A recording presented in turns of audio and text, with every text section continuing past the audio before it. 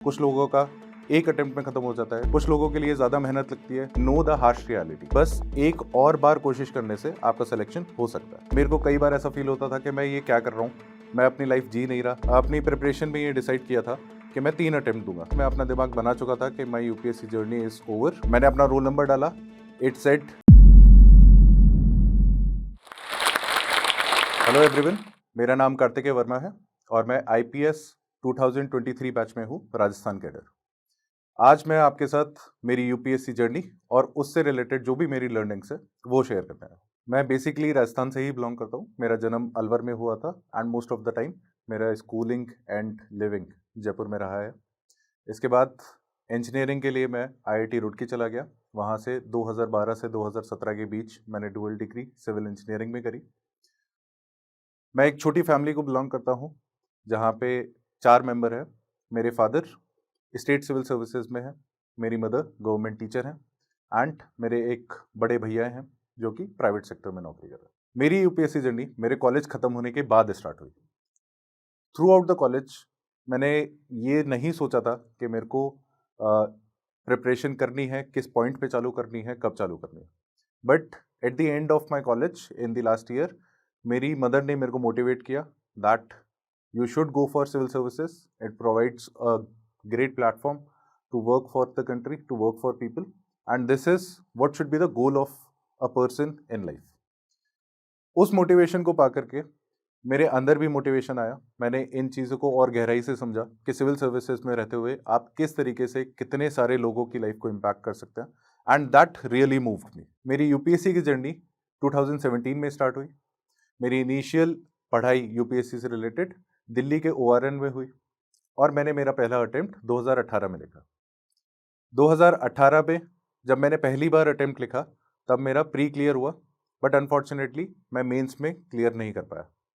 इसमें एक काफ़ी बड़ी गलती मेरी खुद की भी थी, क्योंकि उस टाइम पे मेरा गोल ये नहीं था कि मेरे को एग्ज़ाम क्लियर करके रैंक पानी है, बल्कि मेरा एक छोटा गोल था कि मेरे को प्री क्लियर करना है। मैं चाहूँगा जितने भी एस्पिरेंट्स ये वीडियो देख रहे हैं, आप इस चीज़ को एज अ लर्निंग लें that your goal should not be clearing the prelims exam और mains exam, but you should have only one goal to get your name and roll number in the final list.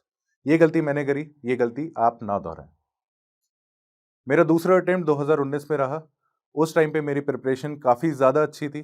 मैंने पिछले साल से बहुत ज़्यादा मेहनत करी। आई वॉज वेरी श्योर कि मैं प्री निकालने के बाद मेंस भी निकालूंगा, but unfortunately between pre and mains मेरे कुछ मेडिकल रीजंस की वजह से मेरी पढ़ाई डिस्टर्ब हुई एंड नेक्स्ट ईयर मेरे सेकेंड अटेम्प्ट में भी मैं अपना मेंस क्लियर नहीं कर पाया।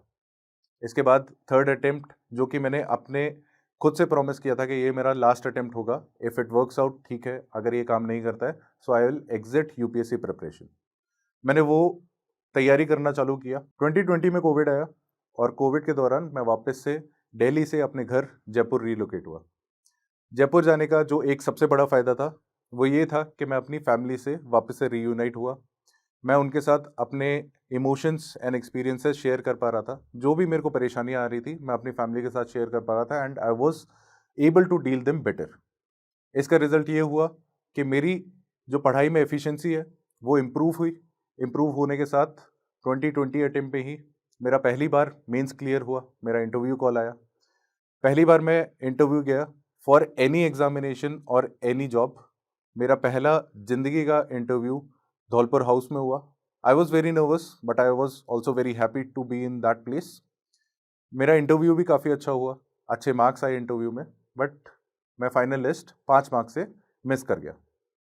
Next attempt 2021, I was not very prepared for my preparation and mentally I was not very prepared कि ये मेरे को अटेम्प्ट देना है, बट समय की पाबंदी के कारण मैंने ये अटेम्प्ट भी दिया एंड अटेम्प्ट देने के बाद प्री मेरा क्लियर हुआ। मेंस में again I did not make it to the interview list by mere 3 marks. इसके बाद मेरे को पता था कि अगर मेरी प्रिपरेशन कम होने के बावजूद भी मैं इतना अच्छे से परफॉर्म कर पा रहा हूँ, that means I have the potential and बस एक बार और मेरे को सारी चीज़ें अच्छे से करनी है and I would be in the final list. और हुआ भी यही। मैंने 5th अटेम्प्ट में सारी चीज़ें वापस से सही करी। I was not taking pressure of the result. I was very satisfied in my own preparation. And इसका रिजल्ट ये निकलता है कि मैं परफॉर्म बेहतर कर पा रहा था। मैं मेंस में बेहतर परफॉर्म किया, मैंने अपना जो मार्क्स हैं वो 60 मार्क्स से इम्प्रूव करे मेंस में, एंड इंटरव्यू में I did well. Finally 5th attempt का रिजल्ट आया। रिजल्ट 23 मई 2023 को आया। 22 मई तक सब लोग बहुत चिंता कर रहे थे, जितने भी मेरे फेलो एस्पिरेंट्स थे जिनने साथ में प्रिपरेशन करी, इंक्लूडिंग माई सेल्फ, के रिजल्ट में क्या होगा, क्या होने वाला है, क्या नहीं होने वाला है, इस बार नाम आएगा या नहीं आएगा। बट 23 मई को जब रिजल्ट खोला, पीडीएफ खोला, अपना रोल नंबर डाला, तो वो रोल नंबर मैच करा। मेरे को वो मोमेंट अब भी याद है and it gives me goose bumps कि मैंने अपना रोल नंबर डाला, इट सेड 1 मैच, और वो खुशी बहुत ज़्यादा खुशी होती है। उस समय मैं लंच कर रहा था, मैंने सारे काम बीच में छोड़े और मैंने मंदिर में जाके सबसे पहले भगवान का आशीर्वाद लिया। इसके बाद मैंने अपनी मदर को बताया, अपने फादर को बताया, अपने और फैमिली मेम्बर्स एंड फ्रेंड्स को बताया। Everyone was very happy for me. एक लंबा दौर सेलिब्रेशन का चलता रहा, बट इसी के साथ साथ मेरे को एक जिम्मेदारी का एहसास भी था कि अब मेरे को देश के लिए काम करना है, और उसी के लिए आगे मेरे को ट्रेनिंग पे थोड़े दिन बाद जाना है। यूपीएससी सिविल सर्विसेज एग्जामिनेशन एक ऐसा एग्ज़ाम है जो इंडियन यूथ बहुत ज़्यादा एस्पायर करती है, because it can change your life, it can change your life style, it can change your class, and it provides you a huge platform to work for your country. इसकी अच्छी बातें हम सबको पता है, इससे रिलेटेड स्ट्रैटेजी, प्रिपरेशन या फिर source and how to study, ये सारी बातें बहुत बार डिस्कस हो चुकी हैं, बहुत लोगों ने डिस्कस कर चुके हैं। बट आज मैं आपका ध्यान एक दूसरे पहलू पे लाना चाहूँगा, जो कि है यूपीएससी की जर्नी में आपको क्या क्या चैलेंजेस आ सकते हैं, एंड यूपीएससी की उन चैलेंजेस को आप किस तरीके से फेस करें। इन 5 सालों में मैंने खुद ने भी कई बार फेलियर्स देखा, कई बार सक्सेस देखा, उनसे डील करा, उनसे आगे बढ़ा। मैंने अपने दोस्तों के और जो भी आसपास मेरे साथ प्रिपेयर कर रहे थे फेलो एस्पिरेंट्स, उनकी जर्नी देखी एंड उनसे काफ़ी लर्निंग्स ली एंड विजडम ली। अभी मैं आपके साथ इन्हीं सारी बातों को शेयर करने वाला हूँ। जो बातें मैं आपको बताने वाला हूँ, इसको मैं अनपॉपुलर यूपीएससी एडवाइसेस बोलता हूँ, because they are not commonly talked about in the UPSC groups, they are not commonly talked about at coaching institutions and other places, but still they remain very important because UPSC की journey एक बहुत ही मुश्किल journey है, जहाँ पे आपको hard work देना होता है, अपना पूरा डेडिकेशन एंड टाइम देना होता है, अपनी एनर्जी देनी होती है, and if you succeed all is well, but if you don't, आप सडनली डिसअपेयर हो जाते हैं। इस एग्ज़ाम की रियलिटी है कि ये एग्ज़ाम के फॉर्म 10 लाख लोग भरते हैं, जिसमें से फाइनल लिस्ट में कुछ हज़ार लोग आते हैं। I want to address the rest of 9,99,000 people जिनका सिलेक्शन नहीं हो पाया। आई डोंट मीन कि वो किसी भी तरीके से कम थे, they are very brilliant and bright people. I know myself, मेरे बहुत सारे ऐसे फेलो फ्रेंड्स हैं जिनका सिलेक्शन फाइनली नहीं हो पाया, नॉट बिकॉज उनमें कोई कमी थी, बट बिकॉज ये एक कॉम्पिटिटिव एग्जामिनेशन है, एक लिमिटेड नंबर ऑफ सीट्स आती है, and there are many things which are not in your hand. So मैं इन्हीं सारी बातों पे चर्चा करना चाहूँगा एंड आपको ये बताना चाहूँगा कि किस तरीके से आप इस पूरी जर्नी को अपनी लाइफ से बड़ा होने से रोक सकते हैं, and you can take the best out of it, the journey itself. जो सबसे कॉमन प्रॉब्लम होती है यूपीएससी की जर्नी में, वो ये होता है कि हम इस एग्ज़ाम को अपनी लाइफ से बड़ा बना लेते हैं, बट ऐसा कभी नहीं होना चाहिए। ये एग्ज़ाम अपनी लाइफ से बड़ा कभी नहीं हो सकता है। इस एग्ज़ाम को if you deal it like an exam तो बहुत अच्छा रहेगा, but if you deal it like कि ये जीने और मरने का सवाल है, अगर ये एग्ज़ाम क्लियर हुआ तो ही सब कुछ है, और एग्ज़ाम क्लियर नहीं हुआ तो आपके पास कुछ भी नहीं है, ये बहुत गलत अप्रोच होगी। So my address is to the new aspirant जो यूपीएससी जर्नी में आना चाहते हैं। उनके लिए मेरा पहला अनपॉपुलर एडवाइस ये है कि know the harsh reality. Because जब भी आप यूपीएससी की जर्नी में आते हैं, आपको ये बताया जाता है कि यूपीएससी एग्जाम अगर आपने क्लियर कर लिया, आप आईएएस बनेंगे, आईपीएस बनेंगे, आईआरएस बनेंगे, ग्रेड ए सर्विसेज में जाएंगे, फॉरेन में जा सकते हैं। आपको बहुत सारी अच्छी बातें बताई जाएंगी, आपको डीएम का बंगला दिखाया जाएगा, एसपी का बंगला दिखाया जाएगा, एवरीथिंग गुड अबाउट इट आपको दिखाया जाएगा। बट जो इस एग्जाम की रियलिटी है, the demanding nature of this examination, उस पर थोड़ी कम चर्चा रहती है। तो मेरा मानना यह है कि लोगों को before they enter into this examination, आपको इस एग्ज़ाम की डिमांड्स एंड कितना ज़्यादा ये हार्ड वर्क मांगता है, आपको ये चीज़ का अंदाज़ा पूरे तरीके से होना चाहिए। This can be a long journey, कुछ लोगों का एक अटेम्प्ट में खत्म हो जाता है, विच इज़ वेरी गुड। कुछ लोगों के लिए ज़्यादा मेहनत लगती है, कुछ लोगों के ज़्यादा सेक्रीफाइसेस लगते हैं। Sacrifices not only in terms of time but in terms of money, your social group, your activities, your hobbies, everything. So जो इस एग्जाम का नेचर है वो इस तरीके का है कि आपसे बहुत ज़्यादा हार्ड वर्क कराया जाएगा, and if you don't have inner motivation to go for the demands of this examination, go for the hard work to face the reality कि आपको इमोशनल टर्मोइल में भी, इमोशनल टर्बुलेंसेस भी अपने आप को संभाले रखना है। आपको एक लंबे समय तक शायद आपको ऐसा लग सकता है कि आपका जीवन रुक चुका है, बिकॉज सब कुछ एक डिपेंड करता है एक दिन के एग्जामिनेशन पे। आपको पूरे साल लगेगा मैं पूरा प्रिपेयर कर रहा हूँ, बट एक दिन के एग्जाम पे सब कुछ डिपेंड करेगा, तो आपको लग सकता है आपका जीवन रुक चुका है। ये रियलिटीज़ हो सकती हैं। आपको अपना फ्रेंड सर्कल छोड़ना पड़ सकता है, अपॉर्चुनिटी कॉस्ट काफ़ी ज़्यादा हो सकती है। तो इन सारी रियलिटीज़ को आपको अपने अच्छे से समझ लेना चाहिए before you enter this examination. मैं अपनी जर्नी से बताता हूँ। जो मेरे कॉलेज फ्रेंड्स थे वो बहुत अच्छी नौकरी कॉलेज ख़त्म होते ही पा चुके थे। उनका जो लाइफस्टाइल था वो काफ़ी अच्छा चल रहा था। कुछ लोग फॉरेन में चले गए फर्दर स्टडीज़ के लिए या फिर अपने एम्प्लॉयमेंट के लिए, कुछ लोग मेट्रो सिटीज़ में थे। Everyone was travelling around, but इस सब के बीच में मैं एक 10 बाई 10 के कमरे में बैठ करके पढ़ाई कर रहा था। एंड मेरे को कई बार ऐसा फील होता था कि मैं ये क्या कर रहा हूँ, मैं अपनी लाइफ जी नहीं रहा, मैं अपनी लाइफ एंजॉय नहीं कर पा रहा like my friends, and it impacted me a lot. But ultimately I had the inner motivation कि मेरे को ये एग्ज़ाम क्लियर करना है, इस वजह से मैं उस चीज़ के साथ डील भी कर पाया।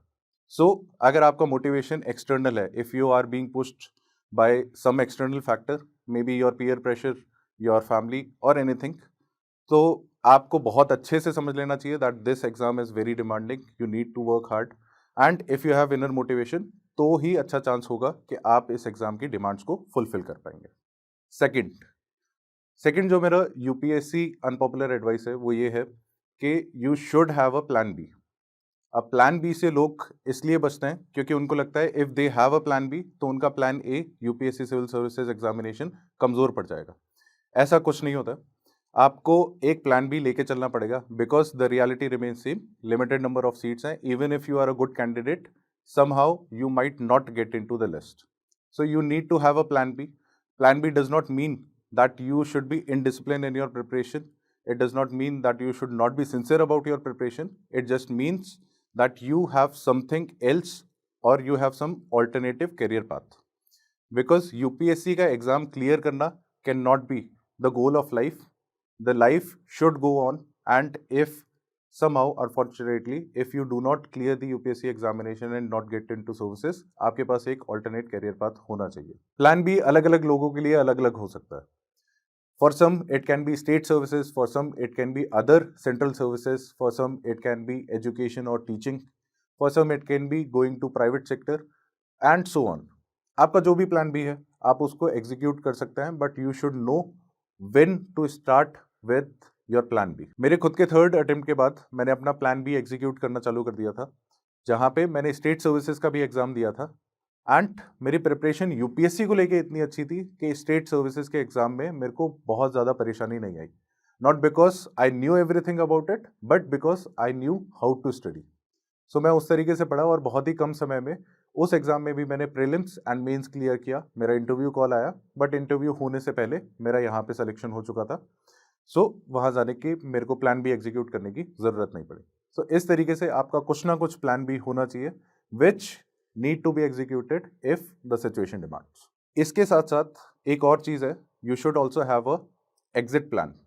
एग्जिट प्लान का मतलब ये है UPSC gives you 6 attempts.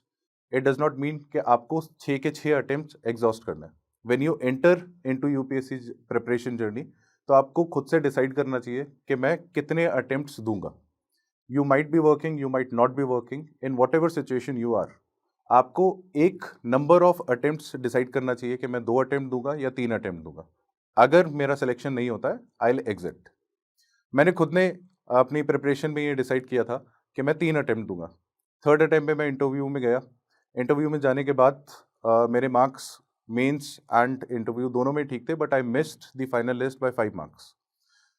Although result and marks आने से पहले मैं अपना दिमाग बना चुका था कि my UPSC journey is over and अब मेरे को ये फर्दर कंटिन्यू नहीं करना है, बट मार्क्स का मार्जिन देखते हुए मैंने सोचा कि ये कंटिन्यू करना वर्थ इट है and I should work upon it and improve on it. So आपके पास एक एग्जिट प्लान होना चाहिए और एक प्लान बी होना चाहिए, because you can not push whole of your life into UPSC preparation. जीना ज्यादा जरूरी है रादर देन ये एग्जाम क्लियर करना। Next unpopular UPSC advice, it is about taking strategic career breaks.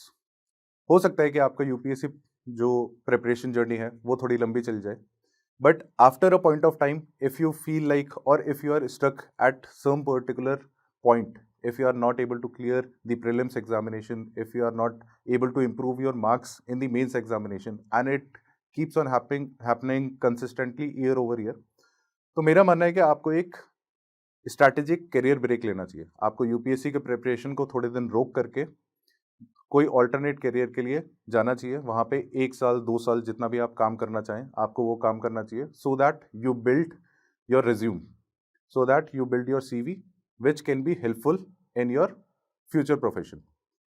ऐसा मत समझिए कि अगर आप कहीं और काम करेंगे it would not be helpful in your UPSC journey. Interview में वो सारी चीज़ें भी काम आती हैं because it adds to your experience. और ऐसा भी नहीं है कि अगर आप स्ट्रैटेजिक करियर ब्रेक ले रहे हैं तो आपको यूपीएससी की जर्नी को पूरे तरीके से क्लोज कर देना है। देयर इज एन ऑप्शन कि आप नौकरी करते करते या फिर कोई और काम करते करते अपनी यूपीएससी जर्नी कंटिन्यू करें। For example, after my third attempt मैंने ये एग्री कर लिया था कि I will continue my UPSC journey, but मैंने इसके साथ ये चीज़ भी मानी कि I will not do it dedicatedly, मेरे को साथ में कुछ ना कुछ और काम करना है। सो मैंने जो भी कोचिंग इंस्टीट्यूट से वहाँ पे पढ़ाना चालू किया एंड एक इंटर्न मैंने ज्वाइन करी to add to my experience which fortunately improved my interview skills, और मेरे इंटरव्यू में मार्क्स इंप्रूवमेंट की वजह से फाइनली मेरा सिलेक्शन भी हुआ। Next unpopular UPSC advice, there might be situation जहां पे आपको सही चीज एक से ज्यादा बार करनी पड़ सकती है। आप हो सकता है अपना बेस्ट अटेम्प्ट दे, आपने सब चीज बहुत अच्छे से करी, आपका प्रीलिम्स भी अच्छे से मार्क्स से निकला, आपका मेंस भी अच्छे मार्क्स से निकला, आपके इंटरव्यू में भी ठीक मार्क्स आए, but unfortunately you did not make it to the list. Don't get disheartened in such situation. The nature of exam is such कि ये हो सकता है कि आपको सही चीज एक से ज्यादा बार करनी पड़े। आपने सब कुछ सही करा फिर भी अगर आपका फाइनल लिस्ट में नाम नहीं आया and if you still continue this journey, आपको वही सारी चीज़ें वापस से सही करनी पड़ेंगी। अगर मैं अपने एक्सपीरियंस से बताऊं, मेरी खुद की जर्नी में थर्ड अटेम्प्ट में मैंने सब कुछ सही करा, मेरा प्रीलिम्स क्लियर हुआ, मेंस क्लियर हुआ, इंटरव्यू में अच्छे मार्क्स आए, but I did not make it to the finalist. So मैंने उस टाइम पे अपने आप को यही समझाया that I have to do everything right once again, क्योंकि बस एक और बार कोशिश करने से आपका सिलेक्शन हो सकता है। So in such situations where you are very close to clearing the examination and if you don't, तो आप अपने मन को वापस से समझाइए कि एक बार और ये सारी चीज़ें वापस से सही करके देखते हैं, it might change the result. पिछली बार अगर नहीं हो पाया था, इस बार हो सकता है कि आपका एग्जाम क्लियर हो जाए, you make it to the final list. Next, it is about satisfaction. आपकी जो पूरी जर्नी है उसमें बहुत सारे ऐसे फैक्टर हैं which are not in your control, which are not in your hands. For example, आपके जो फेलो एस्पिरेंट्स हैं, फेलो कॉम्पिटिटर हैं, वो कितना अच्छे से पढ़ाई कर रहे हैं, उनके सोर्सेज क्या हैं, एग्जाम में जो आपने पढ़ा है उसमें से क्वेश्चन पूछा गया है, क्या वो क्वेश्चन आपको समझ आया, जो आपने लिखा क्या इवेल्युएटर को वो चीज़ समझ आई, इवेल्युएटर ने किस तरीके से उसकी मार्किंग करी है। So there are an number of things which are not in your hand, but what is in your hand is your hard work and honesty with your hard work.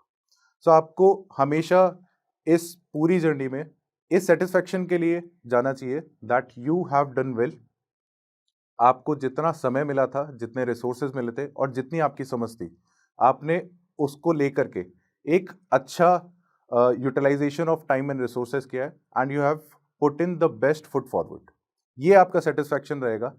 इसके बाद अगर रिजल्ट नहीं भी आता है then you would be satisfied. For example, मेरे initial attempts में मेरा प्रीलिम्स क्लियर हो जाता था बट मेंस क्लियर नहीं हो पाता था। सो जब भी मेंस का रिजल्ट आता था, me and one of my friend Gursimran मनस, हम दोनों सेलिब्रेट करते थे इवन ऑन आर डिफीट्स। हम वहाँ पे कुछ जाके मिठाइयाँ खाते थे या फिर कुछ भी करते थे, not to let down our motivation, कि हाँ ठीक है सिलेक्शन नहीं हुआ, but we were celebrating our hard work, we were celebrating our honesty, we were celebrating our discipline. So आपको ज़्यादा इंपॉर्टेंट चीज़ ये सेटिस्फैक्शन रखना चाहिए rather than the result of black and white कि आपका सिलेक्शन हुआ या नहीं हुआ। If you are satisfied with your preparation तो आप मेंटली ज़्यादा खुश रहेंगे, and happiness is the ultimate goal of life.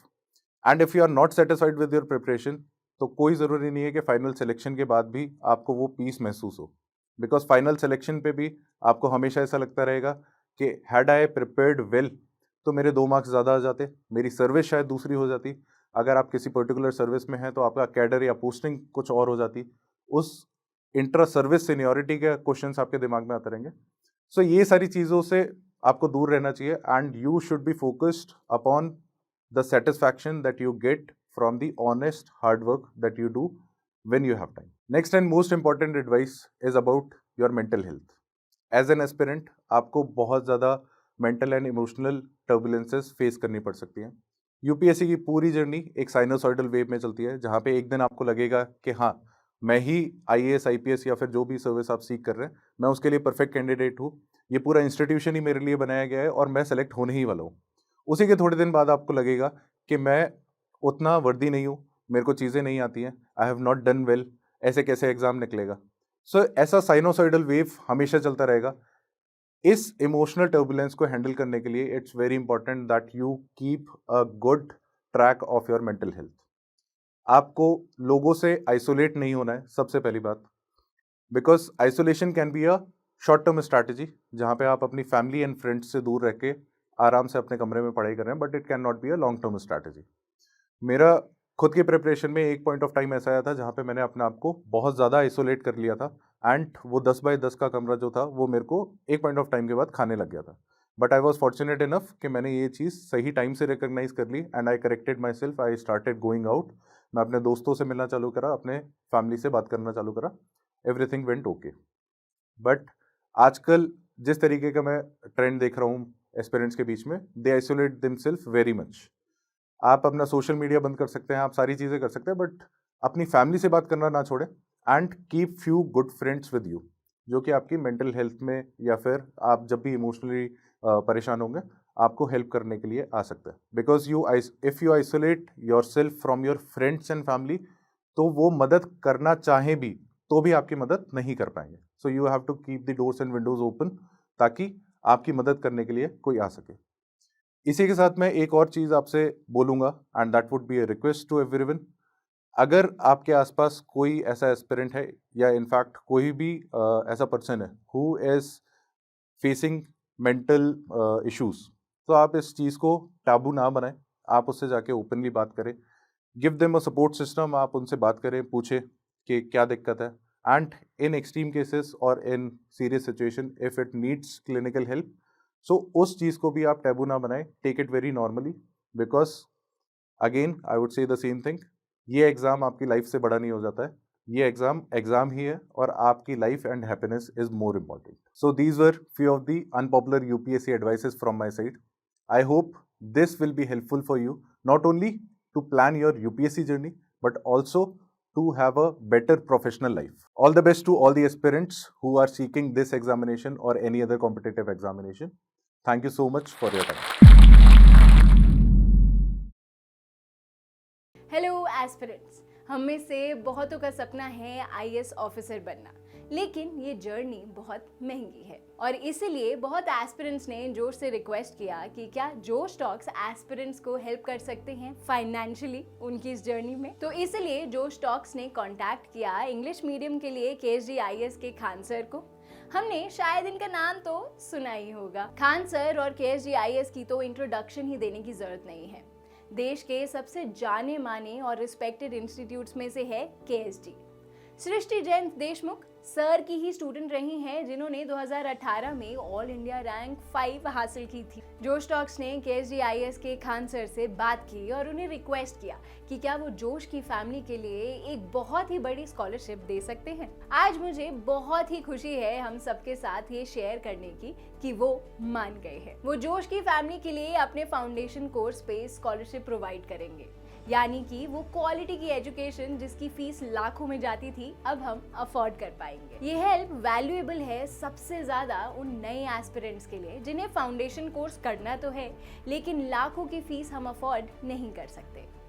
KSGIS का फाउंडेशन कोर्स जो 1,20,000 का है, वो जोश फैमिली को अब 50,000 to 70,000 में मिल सकता है। जोश टॉक्स ये जानता है कि अभी भी ये फीस 50,000 और 70,000 हम में से बहुत युवाओं के लिए बहुत ही ज़्यादा है, और इसलिए जोश टॉक्स हमें और हेल्प करने के लिए दो चीज़ें कर रहा है।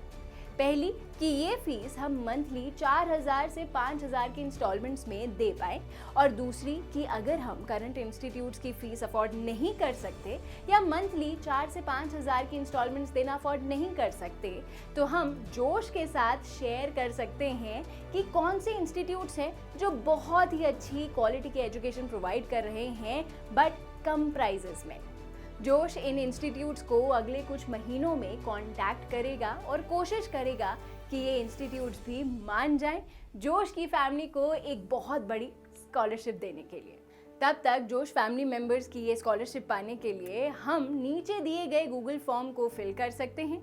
जब आपको कॉल आए तो प्लीज़ ये मेंशन करना मत भूलना कि आप जोश फैमिली के पार्ट हैं, ताकि आपको ये स्कॉलरशिप मिल पाए। जोश टॉक्स को बहुत गर्व है कि अब एस्पिरेंट्स को जोश सिर्फ कहानियों से नहीं बल्कि असलियत में फाइनेंशियली सपोर्ट कर पा रहा है।